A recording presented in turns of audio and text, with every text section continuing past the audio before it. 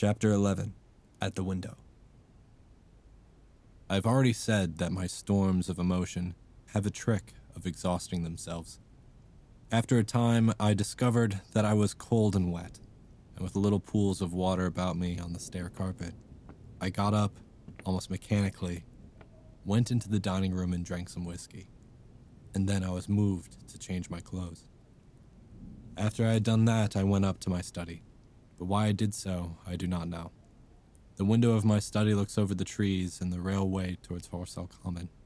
In the hurry of our departure, this window had been left open. The passage was dark, and by contrast with the picture of the window frame enclosed, the side of the room seemed impenetrably dark. I stopped short in the doorway. The thunderstorm had passed. The towers of the Oriental College and the pine trees about it had gone, and very far away, lit by a vivid red glare, the common about the sandpits was visible. Across the light, huge black shapes, grotesque and strange, moved busily to and fro. It seemed indeed as if the whole country in that direction was on fire. A broad hillside set with minute tongues of flame, swaying and writhing with the gusts of the dying storm, and throwing a red reflection upon the cloud scud above.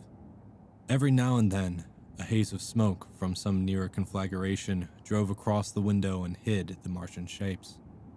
I could not see what they were doing, nor the clear form of them, nor recognize the black objects they were busied upon. Neither could I see the nearer fire, though the reflections of it danced on the wall and ceiling of the study. A sharp, resinous tang of burning was in the air. I closed the door noisily and crept towards the window.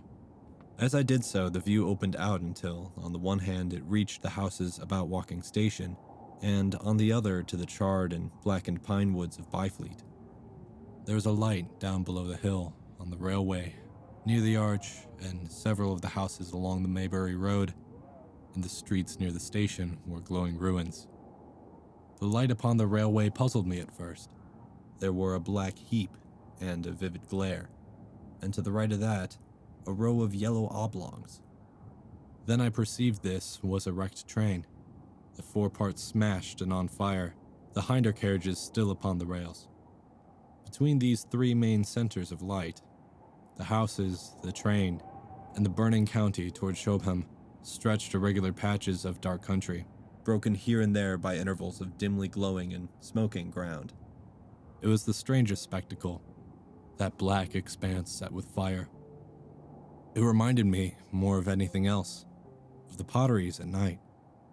At first I could distinguish no people at all, though I peered intently for them. Later I saw against the light of Walking Station a number of black figures hurrying one after the other across the line.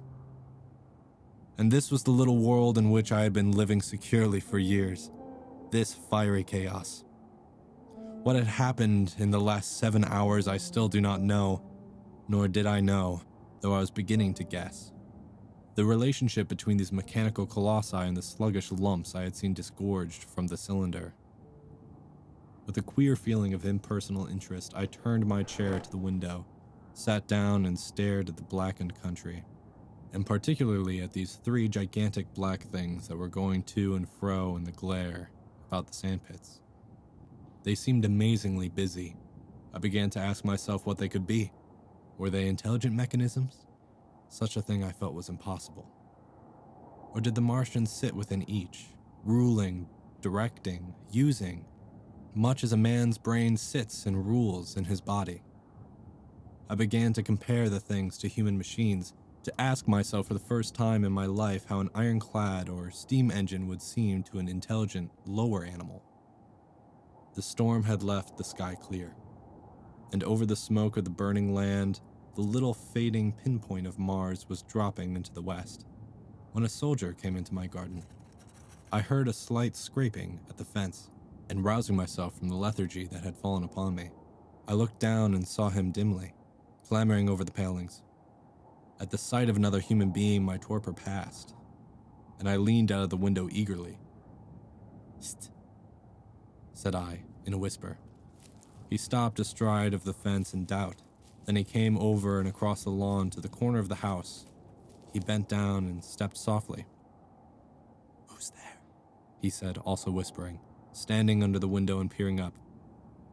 Where are you going? I asked. God knows. Are you trying to hide? That's it. Come into my house, I said.